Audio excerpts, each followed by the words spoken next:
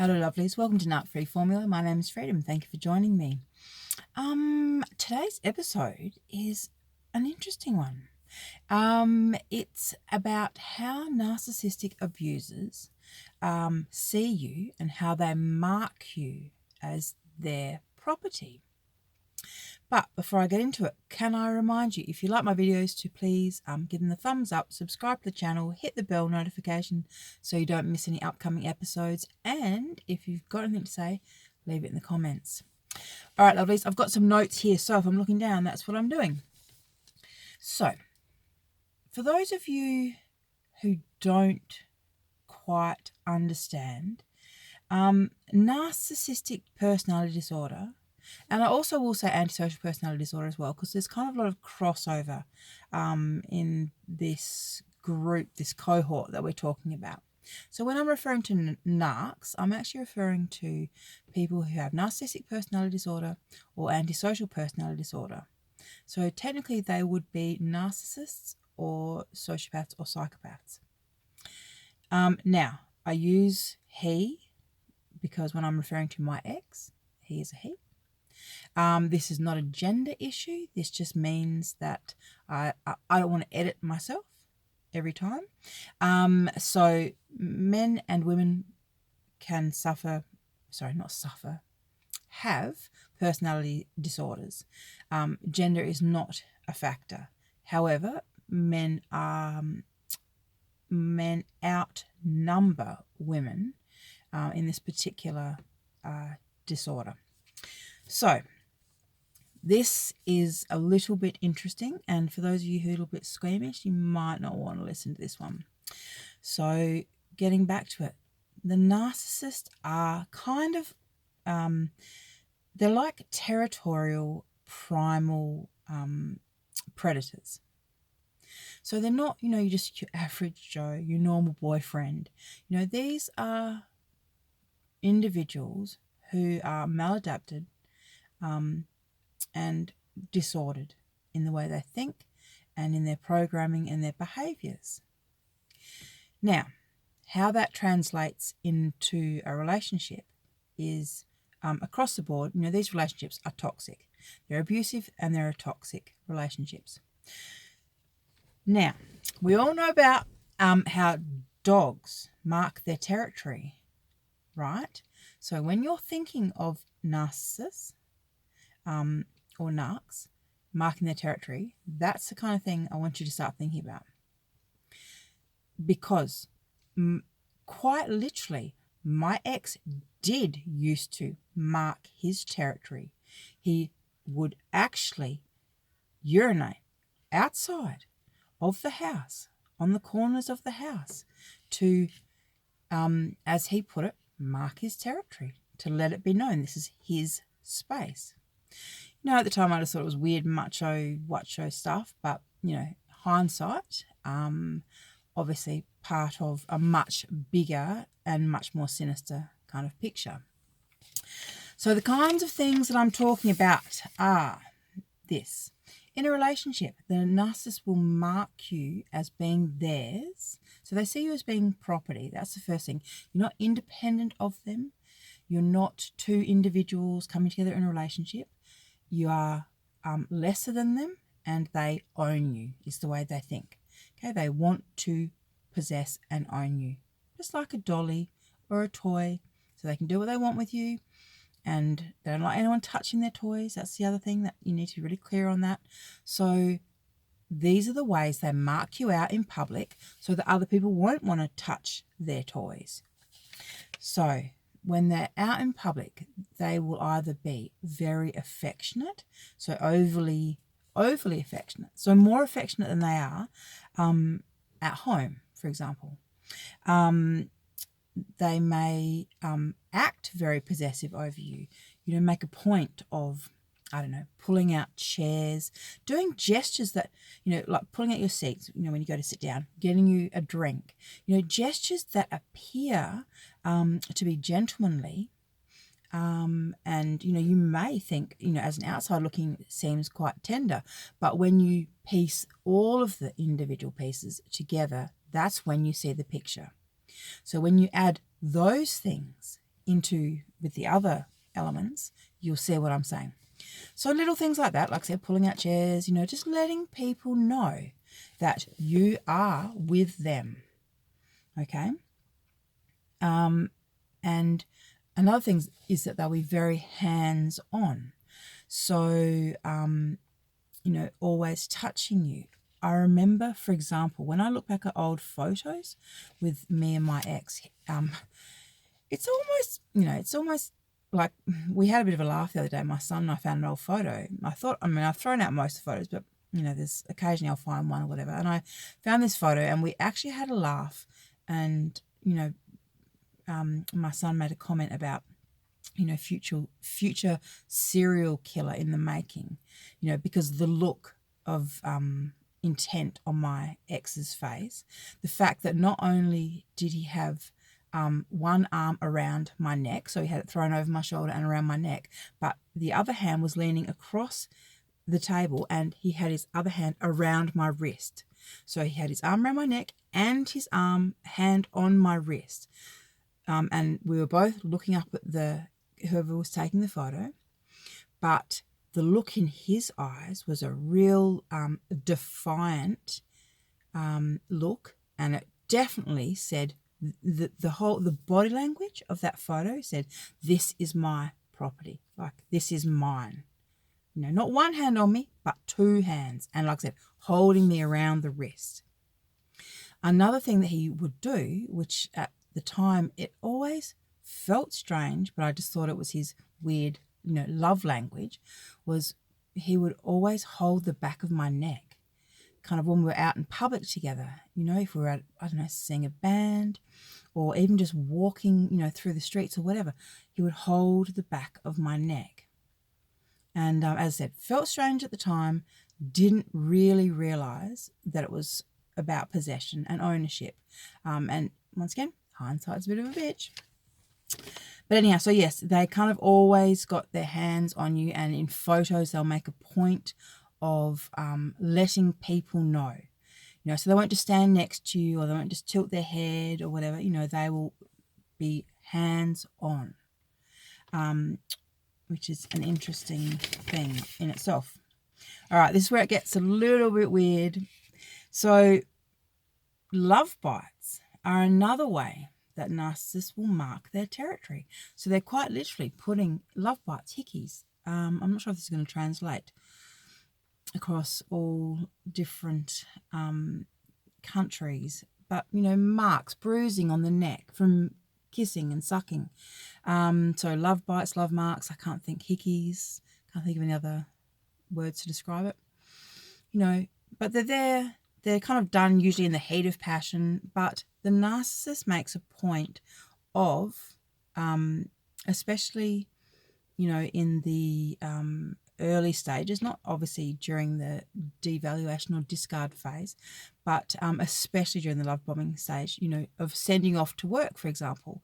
You know, I was a professional woman, for God's sake, working in community health. I used to have to go to work with love bites on my neck. So I'd either have to put foundation on them or, you know, wear long rolled up collars, you know, just ridiculous stuff.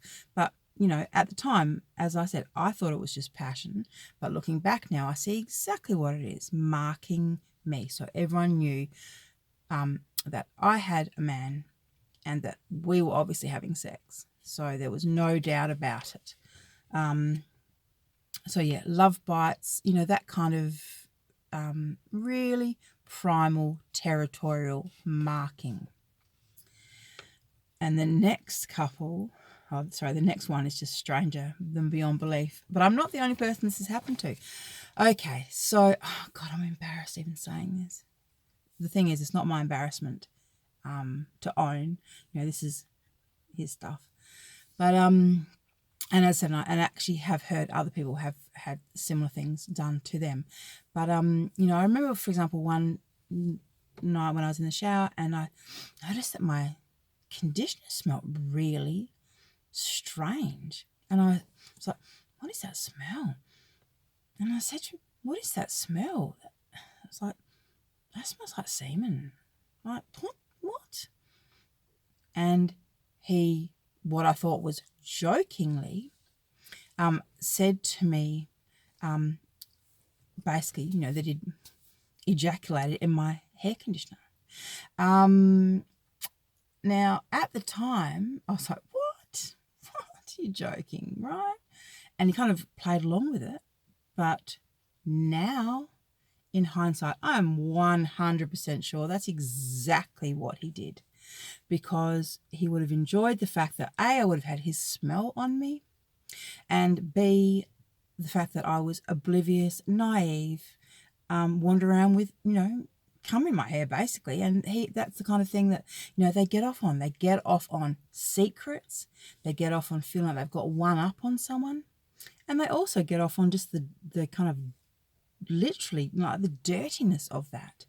You know, that idea in his mind that, you know, I am his, well, I was his, and that he could just do whatever he wanted, you know, and that there was nothing that I could do about it and that he would get away with it. I mean, that's the kind of thing that they really enjoy. And as I said, I'm not the only person that I've heard that story about. Other people have had the same thing too, in face creams and, you know, things like that. So, I don't know, it seems to be a very strange narc thing to do. But anyhow, let's just get out of the realms of grossness and back into some kind of, I don't know, weirdness. But at least it's not so gross. All right, let's talk about tattooing. This is another way that they mark you. Quite literally mark you. So I remember watching a thing on television about this man who was convinced his heavily pregnant wife to get his name tattooed on her face, and it was really big. It wasn't just a little tiny, you know, it was huge across her face. You know, there's that. There's you know, people getting so their name tattooed on them, you know, matching tattoos or wedding ring tattoos. I got conned into the wedding ring tattoo one. I would never, I'm someone who, you know, I know about tattooing people's names on you. It's not a good thing. It's actually a superstitious thing that you just don't do it. And for me, you know, because I had been married once before, you know, I don't want to jinx that. So I didn't want to do it. But my husband went ahead and tattooed my a love heart and my initials on his wedding finger. And me, being the dumb diddly that I am, I let him convince me into doing the same, except I didn't put it on my finger. I put it somewhere else on my body. The irony of that is that because it was on his finger, and he was a kind of bush mechanic, his hands were in oil and grease and, you know, petrol a lot. And so it actually fell out within, you know, a couple of weeks. So there was no tattoo on him, but I had to go and get my tattoo covered over. I got stuck with a tattoo for years with a love heart with his initials on me, and on my body in a place that, you know, if I was intimate with someone else, they would see it. I'll put it that way. So this is another way they do it. You know, they make you quite literally sign their name onto your body. Another one, you know, a very, very dear person in my life, her partner they went and got tattoos done together. She got his name tattooed on her, and he got King Kong tattooed on him, on his knuckles. And like I said to her, I said, hey, you got his name tattooed on him, and he got his name tattooed on him too. I mean, how narcissistic is that, you know? But luckily for her, the tattoo, I mean, this woman's had quite a few tattoos, but for some reason this tattoo decided to bubble up and have an allergic reaction, and she had to tattoo over it. I mean, she would have tattooed it over it anyhow, because as all narcissistic relationships go, it didn't work out. But the fact that you know, that the fact that it had happened straight away was, you know, quite bizarre, really. All right, so the tattooing is an issue with the narcs. They like to put their names or their stamp or their brand on us. And it's like I said, it's very primal. This whole thing's very primal and, you know, animalistic, I suppose. Anyhow, the last one is about the marriage name. I don't know, for you guys, if you guys got married or not, but for me, I did get married. I didn't want to take his surname, and I ended up hyphening my surname, so I had mine and his. But oh my God, what a fuss. So they often will, it created a narcissistic injury, the fact that I didn't want to take his surname. And, the normal reasoning behind why, because I have children who don't have that surname, and I kind of wanted to just try and have my own surname because, as I said, I'd been married before. And I had an adopted name, so I already had 2 other names. So I just wanted to have my name and, and I was okay being that. I didn't need to take on his name to feel married to him. But it was a huge narcissistic injury that I created. And, I had to argue it out with him when it came to our child, what her surname was going to be. And he would not. He refused, 100% refused to hyphenate her surname. So that's another way that they will mark you, like I said, with your wedding name or married name, and the children. So think of that. Think of the children, darlings. For those of you who are involved with the narcissist, think of the children. At the end of the day, you can see what this is all about. It's all just about ownership. It's about telling the world that you belong to them, that you are their possession. And they really do see us as possessions. And as I said, as soon as we try and stand up for ourselves, defend ourselves, try and get some independence from them, they are not okay with that at all. And that's when usually you'll be replaced. But anyhow, darlings, listen, as I always say, narc-free is the only way to go. So get yourselves narc-free and stay narc-free. Before I go, as always, if you want any one-on-one consultations, the link will be in the description box.